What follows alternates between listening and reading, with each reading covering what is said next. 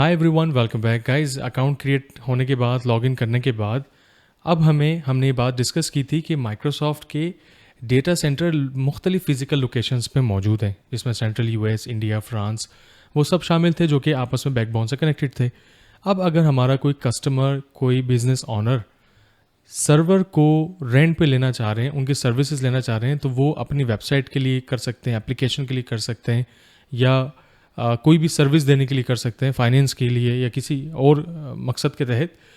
उस सर्वर के ऊपर वर्चुअल मशीन चाहिए। अब वो वर्चुअल मशीन विंडोज़ हो सकती है, लिनक्स हो सकती है, और भी विंडोज़ 11 भी इंस्टॉल कर सकते हैं। हमारी मर्ज़ी के मुताबिक है, जो ऑपरेटिंग सिस्टम्स हम रिक्वायरमेंट है हम वो इस्तेमाल करें। अब उन सर्वर डेटा सेंटर के रेक में कौन सा सर्वर होगा, ये माइक्रोसॉफ्ट मैनेज करेंगे, हमारा मैनेज नहीं करना। हमें ये पता है कि हमें उस सर्वर में 4 GB, 8 GB, 16 GB रैम चाहिए, 2 virtual CPU, 8 CPU, 16 virtual CPU, इतना प्रोसेसर ताकत चाहिए, या हमें इतनी हार्ड डिस्क चाहिए। ये सारी चीज़ें हमने मैनेज करनी है। तो जो कोई रैम, प्रोसेसर और हार्ड ड्राइव बेस्ड रिक्वायरमेंट होगी, उसके हिसाब से जितनी ज़्यादा हम हाईएस्ट रिक्वायरमेंट रखेंगे, उतनी बिलिंग, उतने रेंट हमने पे करना है। जितना मिनिमम रखेंगे डेफिनेटली, उतना हम कम रखेंगे। तो इस सिनेरियो में अभी जो हम डिस्कस करने लगे, हम पहली वर्चुअल मशीन क्रिएट करेंगे। माइक्रोसॉफ्ट विंडोज़ 11 इंस्टॉल कर लेते हैं, या विंडोज़ सर्वर 2022 या सर्वर 2019 इंस्टॉल कर लेते हैं, और उसमें हम स्पेसिफिक रैम, क्या उसकी वैरायटी है हमारे पास, कौन सी हार्ड ड्राइव्स हम यूज़ कर सकते हैं, वो चीज़ें हम देखते हैं, और हम वर्चुअल मशीन बनाएंगे। अब जब वर्चुअल मशीन सक्सेसफुल इंस्टॉल हो जाएगी, तो इसमें बिजनेस ऑनर ने ना तो कोई सर्वर परचेस किया, ना कोई ऑपरेटिंग सिस्टम का लाइसेंस लिया, सर्वर के लिए डेटा सेंटर रूम डेडिकेट किया, वो सर्विस हम गए माइक्रोसॉफ्ट एजूर से ले ली। अब मज़े की बात, अब वो सर्विसेज हम रिमोटली कनेक्ट करेंगे अपने लैपटॉप या कंप्यूटर से बजरिया रिमोट डेस्कटॉप प्रोटोकॉल। और रिमोट डेस्कटॉप प्रोटोकॉल की जो पोर्ट नंबर है वो 3389 है। अब ये प्रोटोकॉल्स क्या है, फायरवॉल्स क्या है, ये हम हैंड्स ऑन लैब में करेंगे। अभी तक हमें वाजे हो गया कि हम एक ही जगह से सर्विसेज इस्तेमाल करते हैं वर्चुअल मशीन बनाने के लिए, रैम, हार्ड ड्राइव्स या SSDs, और उसमें जो वर्चुअल प्रोसेसिंग की ताकत है उसे हमने कैसे मैनेज करना है, ये एक हमने थियोरिटिकल को विजुअलाइज कर लिया। तो उससे हमें वाजे हो गया जो Azure virtual machine gives you the flexibility of virtualization. हमें वर्चुअलाइजेशन मिल जाएगी without having to buy and maintain the physical hardware that runs it. हमें कोई हार्डवेयर या वो चीज़ नहीं चाहिए जो हमने बातें डिस्कस की, ये इसकी डेफिनेशंस में है। ताहम you still need to maintain the virtual machine by performing. बिल्कुल, हमें वर्चुअल मशीन मैनेज तो करनी है। उस वर्चुअल मशीन में कौन सी एप्लीकेशन होगी, कौन सी वेबसाइट चलेगी, सर्विसेज क्या होंगी, कॉन्फ़िगरेशन कैसे होंगी, कोई सॉफ्टवेयर इंस्टॉल करना है तो करना है, वो तो डेफिनेटली हमने करना है। अब इससे प्रैक्टिकली अप्रोच करने के लिए हैंड्स ऑन प्रैक्टिस करना है।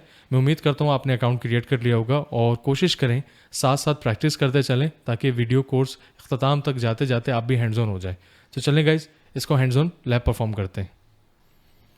गाइज, हम अपने पोर्टल पर मौजूद हैं, और यहाँ पर लॉगिन कर लिया था उन्हीं क्रेडेंशियल से जिससे हम पढ़ रहे थे। यहाँ 3 डॉट वाले पे हम क्लिक करते हैं, और यहाँ आप देख पाएंगे कि ऑल सर्विसेज का एक ऑप्शन अवेलेबल है। हमने क्लिक करना है, और अलग अलग कैटेगरीज में अलग अलग सर्विस रखी हुई हैं। हम कंप्यूट में आएंगे, इंफ्रास्ट्रक्चर बना रहे हैं, तो हम कंप्यूट वाले कैटेगरी में आते हैं। तो यहाँ भी बहुत सारी कैटेगरीज मौजूद हैं। हमने यहाँ देखना है वर्चुअल मशीन। एक तरीका तो ये, हम डायरेक्ट वर्चुअल मशीन पे क्लिक करके इस ड्रॉप डाउन मेन्यू से यहाँ पर आ जाए, जबकि बहुत आसान सा और अच्छा सा हल ये है कि हम डायरेक्ट डैशबोर्ड पर हैं फ़र्ज़ करें, और हम यहाँ पर सर्च पर आके डायरेक्ट लिख लें वर्चुअल मशीन्स। ये सबसे आसान सिंपलेस्ट वे। वर्चुअल मशीन्स पे आते हैं गाइस, पहली मशीन क्रिएट करने लगे। यहाँ पर आते हैं एजूर वर्चुअल मशीन क्रिएट के नीचे क्लिक करने के बाद प्रोजेक्ट डिटेल्स आ रही हैं। सबसे पहले हमारी सब्सक्रिप्शन आ गई, जो हमारी फ्री ट्रायल अकाउंट चल रहा है सब्सक्रिप्शन, जिसमें अभी कितने अमाउंट रह गया है, ये जो हमारे क्रेडिट रिमेनिंग रहते हैं, ये वो सब्सक्रिप्शन आ गई। रिसोर्स ग्रुप आ रहे हैं ऑलरेडी काफ़ी सारे। हम एक नया बनाते हैं।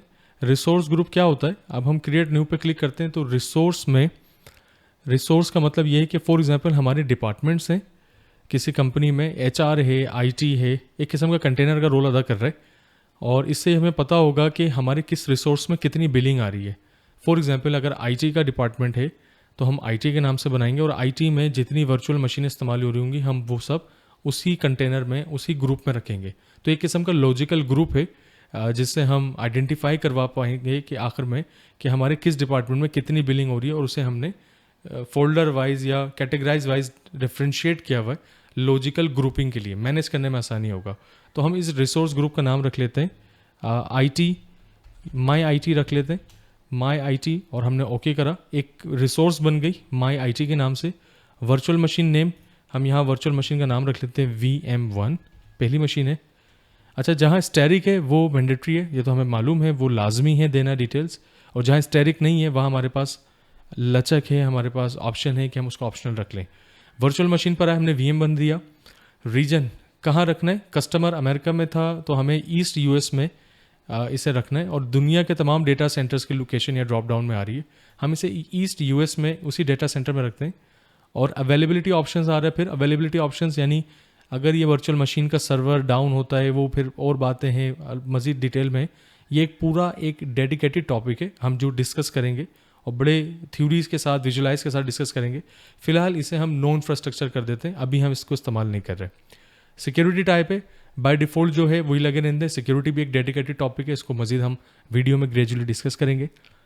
मज़े की बात, इमेज क्या है, कौन सा ऑपरेटिंग सिस्टम आपने इंस्टॉल करना है। यहाँ पर रेड हैट है, विंडोज़ सर्वर 2022 आ रहा है, विंडोज़ 19 आ रहा है, विंडोज़ 10 आ रही है, 11 आ रही है, ठीक है। हम यहाँ से कर लेते हैं जी, हमें सर्वर 2022 चाहिए, डेटा सेंटर एजूर एडिशन चाहिए, और 64 बिट जनरेशन 2 चाहिए, ठीक है जी। हम ये भी ले सकते हैं। जैसे हमने इसको क्लिक किया, यहाँ पर हमें पता चल रहा है कि वर्चुअल मशीन का आर्किटेक्चर जो है वो 64 बिट है। अब ARM64 क्या है, जो माइक्रो प्रोसेसर होते हैं ना, जो मोबाइल फ़ोन्स के लिए यूज़ होते हैं या माइक्रो लैपटॉप्स के लिए यूज़ होते हैं, जिनमें Linux operating system by default होता है, तो उनके लिए हम ARM स्ट्रक्चर यूज़ करेंगे। लेकिन 64 प्रोसेसर बेस्ड जो ताकत होती है वो उसमें लिनक्स भी चलेगी, सर्वर भी चलेंगे, विंडोज़ भी चलेगी। अभी हम 64 वाले पे जा रहे हैं, और बेस्ट प्रैक्टिस है कि अगर हम ऑपरेटिंग सिस्टम विंडोज़ के यूज़ कर रहे हैं तो हम 64 आर्किटेक्ट पे रखें। तो VM आर्किटेक्चर पर आए 64, और फिर आ रहा है रन विद एजोर स्पॉट डिस्काउंट। अच्छा, ये क्या चीज़ है, जो वर्चुअल मशीन अभी हम बना रहे हैं वो ईस्ट US के सर्वर में जाएगी, और ये वर्चुअल मशीन उनके डेटा सेंटर में रखी होगी। अगर वहाँ पर ऑलरेडी कोई कस्टमर जो रेंट पर सर्विसेज ले रहे हैं, वो पेमेंट दे रहे हो माइक्रोसॉफ्ट को रेंट पर सर्विसेज के, क्योंकि हम तो फ्री में यूज़ कर रहे हैं, तो वो क्या करें, माइक्रोसॉफ्ट को अगर हम यहाँ से चेक लगा दें कि ये वर्चुअल मशीन हमारे लिए इतनी वो नहीं है, काम की नहीं है, हम जस्ट प्रैक्टिस कर रहे हैं, और अगर ये हम चेक लगा दें तो माइक्रोसॉफ्ट हमारे पास 2 ऑप्शन देता है।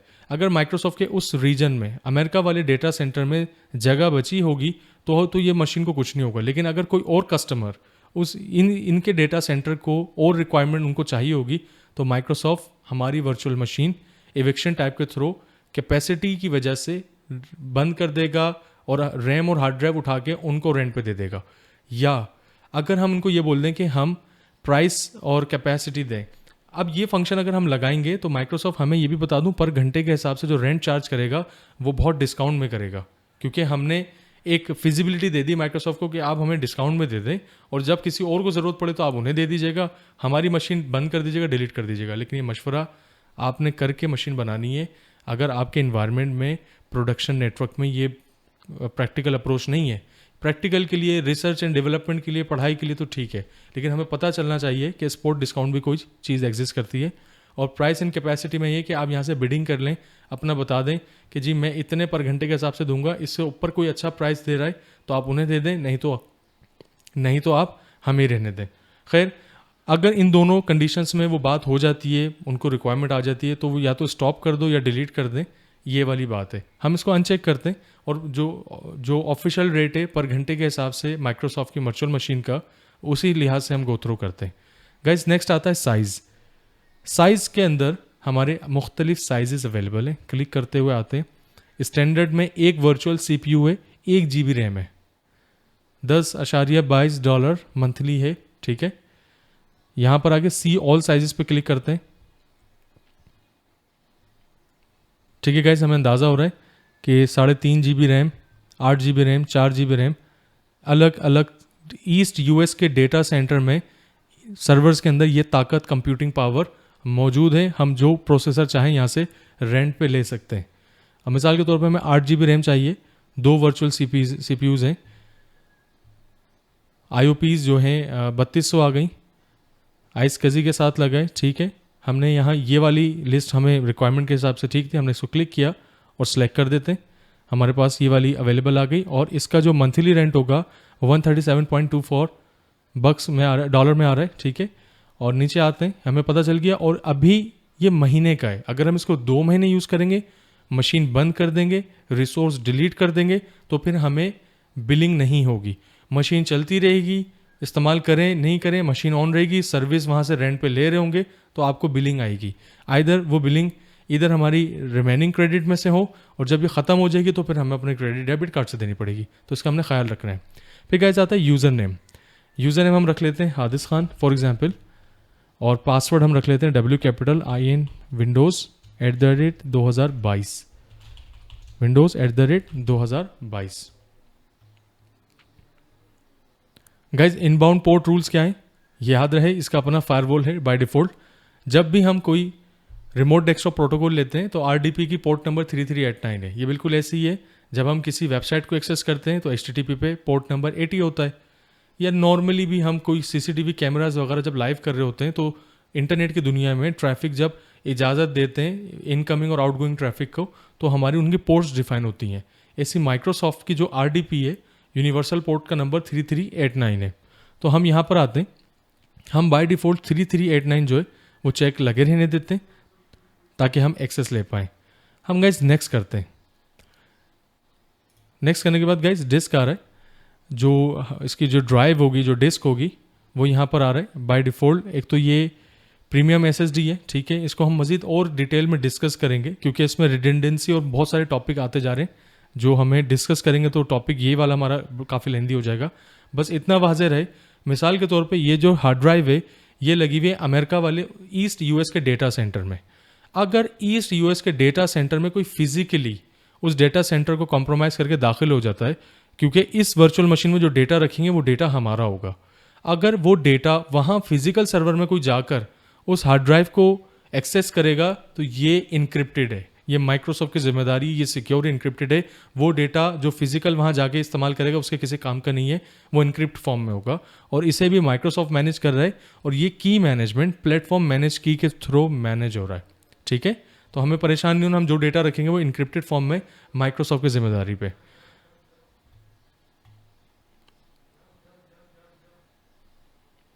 अच्छा, फिर नेक्स्ट आते हैं यहाँ से डेटा डिस्क फॉर VM1। अगर हमें C ड्राइव बाय डिफ़ॉल्ट आएगी, D चाहिए, E चाहिए, तो हम मज़ीद यहाँ से क्रिएट और ऐड कर सकते हैं। ये भी हम डिटेल में देखेंगे, अभी हमें रिक्वायरमेंट नहीं है। गाइस नेक्स्ट करते हैं, फिर आ रहे हैं नेटवर्किंग पर। नेटवर्किंग पर आने के बाद वर्चुअल नेटवर्क पे आ रहे हैं, यहाँ से क्रिएट न्यू करते हैं। गाइज यहाँ पर हमारी IP एड्रेसिंग आ रही है। IP एड्रेसिंग से मुराद आपको क्लासेस ऑफ IPs का पता हो, नेटवर्किंग के बुनियादी कॉन्सेप्ट्स में आपको क्लासेस का पता होगा तो हमें आसानी होगी। जो वर्चुअल मशीन की हमारी प्राइवेट IP होगी वो कौन से पूल से आएगी, वो यहाँ से आएगी। By default class A prefix 16 के साथ डिफाइन है, VNet-1 है। हमने कहा ठीक है जी, ओके कर देते हैं। यहाँ पर हमें अंदाज़ा होता है जब हम सबनेटिंग करेंगे या वीनेटिंग करेंगे तो हमें आगे अंदाज़ा, यहाँ से हम चीज़ों को चेंज करेंगे। अच्छा, सबनेट आ रहा है बाय डिफ़ॉल्ट, सबनेट भी बाय डिफ़ॉल्ट रहने दिया हमने।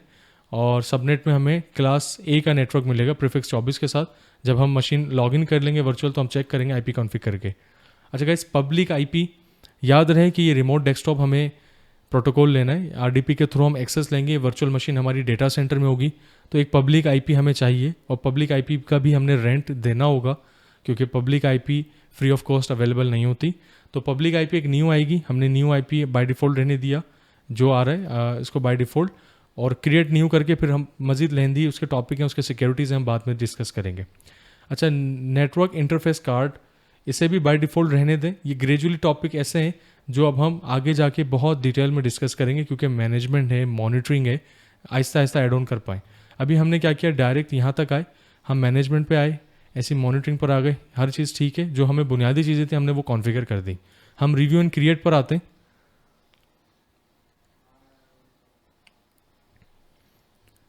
वैलिडेशन पास हो गई है, यानी हमने जो बुनियादी चीज़ें कॉन्फ़िगर की थी उसमें हमसे कोई गलती नहीं हुई है। हमें जो हार्ड ड्राइव, जो पब्लिक IP और जो नेटवर्किंग के लिए हमें चीज़ें चाहिए थी, रैम, उन सब के साथ हमें पर आवर इतने डॉलर में मशीन मिलेगी। ये कैलकुलेशन भी हमें करना है, यानी माई IT की रिसोर्स में जो अभी हमने एक वर्चुअल मशीन सर्वर 2022 बनाने लगे उसमें पर घंटा ये हमें उसका पे करना है रेंट।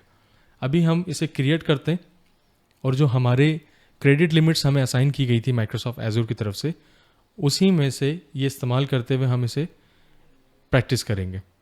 नोटिफिकेशन पर आते हैं, हमें बता रहे हैं कि हमने जो सबमिटिंग की है, अभी जो डिप्लॉयमेंट हमने करनी है उसकी सबमिटिंग हो रही है, और वो किस ग्रुप में जा रहे हैं, वो हमारे IT माई IT ग्रुप में, रिसोर्स ग्रुप में अलाइन हो रहे हैं।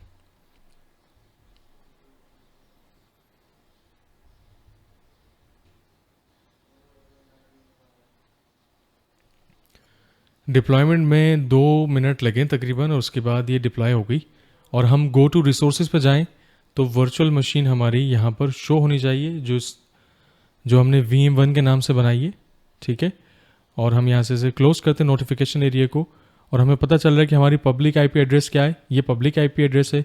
और अगर प्राइवेट IP एड्रेस देखें तो हमें अंदाज़ा हो रहा है हमारी वर्चुअल मशीन की प्राइवेट IP एड्रेस ये है।